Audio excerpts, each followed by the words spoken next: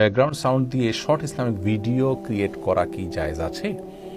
যদি কেউ কোনো ইসলামিক ভিডিও তৈরি করেন, সেটা কোনো ইসলামিক লেকচার বা বক্তব্য হতে পারে, সেটা কোনো ইসলামিক নাশিদ বা সঙ্গীত হতে পারে, এমনকি কোরআন কারীমের আয়াত হতে পারে, তেলাওয়াত হতে পারে, এটার ব্যাকগ্রাউন্ড সাউন্ড হিসাবে আকর্ষণীয় করে তোলবার জন্য যদি কোনো কিছু যুক্ত করেন কেউ, তো সেটি জায়েজ হবে তখন যদি সেই ব্যাকগ্রাউন্ড সাউন্ডটি হারাম না হয়।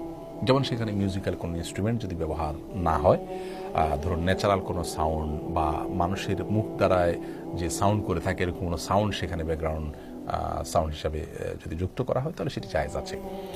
আজকাল অনেক ইসলামী সঙ্গীত, এমনকি অনেক ইসলামিক আলোচনা লেকচারের ভিডিও অনেকেই তৈরি করেন যেগুলার ব্যাকগ্রাউন্ড সাউন্ড হিসাবে আপনার মিউজিক্যাল ইনস্ট্রুমেন্টের সূক্ষ্ম ব্যবহার আছে। এই ধরনের ব্যাকগ্রাউন্ড মিউজিক বা ব্যাকগ্রাউন্ড সাউন্ড ইউজ করে থাকেন। এটি যদি হয় তাহলে সেটি অত্যন্ত গর্হিত এবং গুনাহের কথা হবে।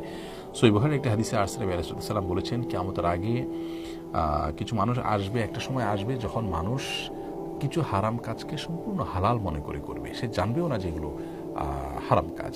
তোমার থেকে একটা হলো বাদ্যযন্ত্র, মদ, জেনা, এগুলোকে মানুষ বৈধ মনে করবে। তো এই যে বাদ্যযন্ত্রের ব্যবহার অনেক ইসলামিক কন্টেন্টের মধ্যে অনেকে যুক্ত করে দিচ্ছেন, তার মানে তিনি এটা হালাল মনে করছেন, আমরা এটাকে উপভোগ করছি। আল্লাহ তাআলা মাফ করুন, যারা এই ধরনের কাজ করছেন তারা খুবই গর্হিত কাজ করছেন। আপনার এই ক্রিয়েট করা ভিডিও থেকে অন্য অন্য মানুষরা হারামে লিপ্ত হচ্ছেন, তার দায় কিন্তু আপনাকে বহন করতে হবে। এই জন্য এই বিষয়ে আমাদের সাবধান থাকতে হবে। আমরা যে ন্যাচারাল এসএফএস বলতে পারি অথবা ন্যাচারাল যে সমস্ত সাউন্ডগুলো আছে সেগুলোকে ব্যবহার করতে পারি ব্যাকগ্রাউন্ড মিউজিক হিসাবে বা ব্যাকগ্রাউন্ড সাউন্ড হিসাবে। মিউজিক্যাল ইনস্ট্রুমেন্টের ব্যবহার খুব সূক্ষ্মভাবে করা হলে, সেটা যদি দর্শক বা শ্রোতা বুঝতে নাও পারেন, তারপরেও এটি নাজায়েজ এবং গুনাহের কথা।